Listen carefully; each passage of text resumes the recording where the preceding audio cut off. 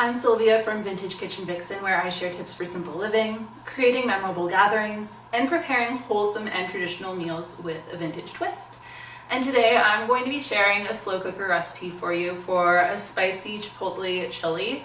Now, my chili journey started when I was in university, and the way I used to make chili, I do it on the stovetop, and I would just throw everything into a pot, even the onion as is, and I just bring everything to a boil, and then I'd simmer it for a bit, but my onions were always crunchy.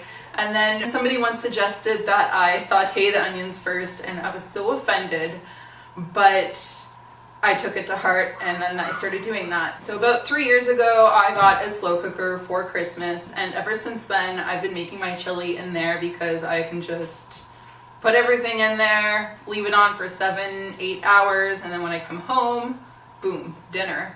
Now my beans, I will cook them in advance, so I start the beans 2 evenings ahead because I soak my beans.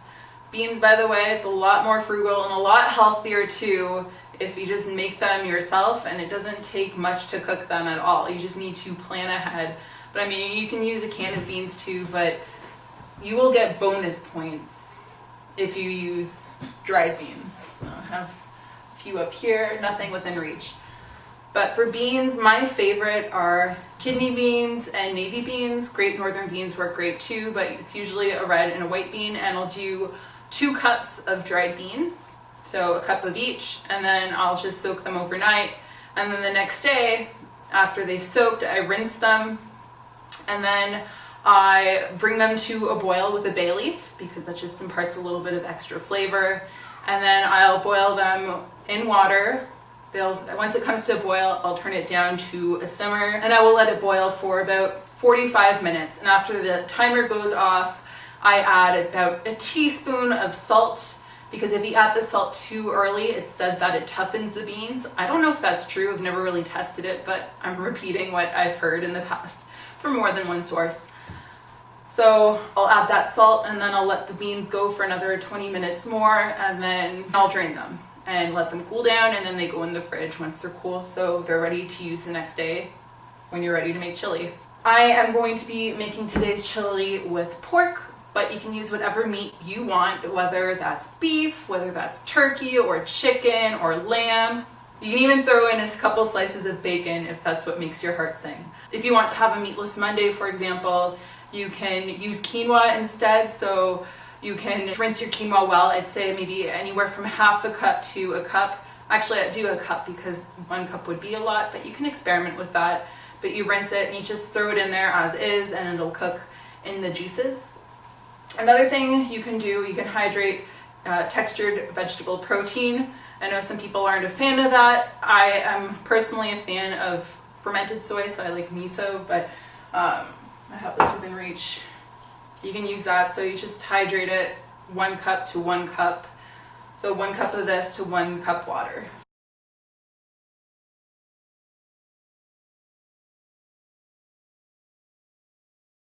Next, you'll need a can of crushed tomatoes and a can of diced tomatoes. So for these, I like using cans that are unsalted because I like adding my own salt. If I can control it, I will. So I'll use a can of each, and for example today I realized I had no crushed tomatoes, so I just ran a cup of my can of diced tomatoes into the blender and I crushed them up. It's not as thick, but is going to do the trick. Other things you'll need, you're going to need an onion or 2, you're going to need some garlic. I mean, you can play around with this. I would use 1 or 2 small onions or medium onions, and then for garlic, I love garlic. I use at least 3 cloves, but I mean, you might double that. Or you might not put any in at all. It's up to you. I'm not giving you a concrete recipe, I'm giving you a guideline that you can play with. You can also follow it step by step, but I'm encouraging you to play. There's a lot of leeway with chili. I also use chili powder. I use a couple tablespoons of a regular chili powder. You can also use a Chipotle chili powder, but that's not necessary because you're going to be getting a can of Chipotle chili peppers and adobo sauce. Now this you can usually find in the ethnic food aisle, usually where you find Mexican foods, but my husband He was running around all over looking for this, and he found it in the chip aisle of all places. And I don't know what it's doing in the chip aisle. You're not going to dip your chips in this because it's quite potent.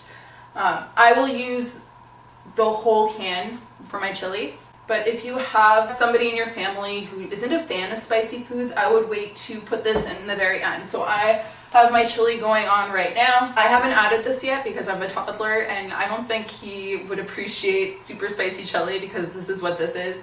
So I'm going to be removing a couple ladles out just for him, and then I'll be adding this. And I love it spicy, so I put in the whole thing, but you can add it to taste. Like if you decide 2 tablespoons is enough for you, call it quits, and you have your chili. You can also not add it and just add more chili powder and maybe some Tabasco sauce, but I mean, this is my winning recipe. I love it, and this is what I've been making for the last 2 years. Did I say my herbs already? So for spices, I use chili powder, and then I also use oregano and salt. I don't put any pepper in this because you get plenty of peppery bite from the hot peppers. Salt, I'll only put in about a teaspoon when I'm cooking the meat, and then I will taste it at the very end, and I will add more salt if needed. It's a lot easier to add more salt than it is to take it away. Lastly, when I'm cooking the meat, I will just put in a couple dashes of Worcestershire sauce. Probably saying that wrong. Does anybody really know how to say it? Worcestershire. Worcestershire? Worcestershire. Worcestershire. That doesn't sound right. I'll put in some of that sauce. It has an orange label, the Lee and Perrins one. Put a couple dashes in that into my meat, which I almost always, whenever there's ground meat, that usually gets added in. So yeah, I'll brown my meat with the spices, and then everything, the beans, the tomato sauce. Sometimes this, sometimes not. It depends on you. If it was just my husband and I, and there was no toddler, I would throw the whole can in, but I don't want to traumatize him with extra spicy food. I'm sure he'll love it one day, but I'm not ready for his mouth to be on fire.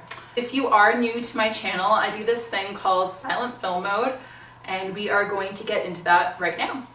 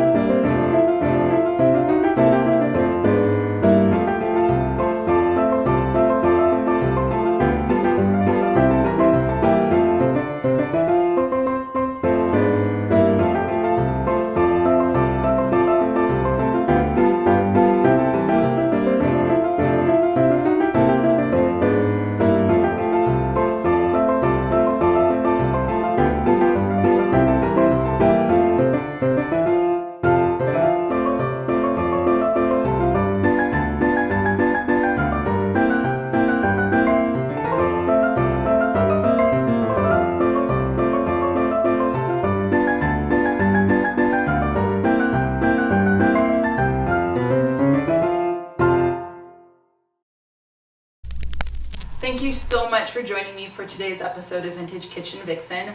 I hope you enjoyed this video today, and if you did, you can show your support by hitting the thumbs up button. You can leave a comment below, or you can share it on social media. Speaking of which, you can find me on Facebook and Instagram if you want to see what I'm up to throughout the week. Otherwise, I do put out 2 new videos a week. And if you are new here, I really hope you will hit subscribe and hit that bell notification so that you never miss an episode of The Kitchen. But that is it for me for now, so I will see you soon. Bye!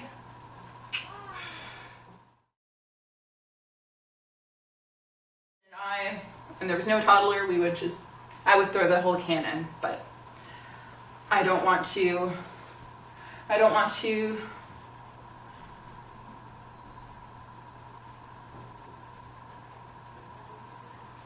What's the word I'm looking for? I don't want to traumatize him with extra spicy food. I'm sure he'll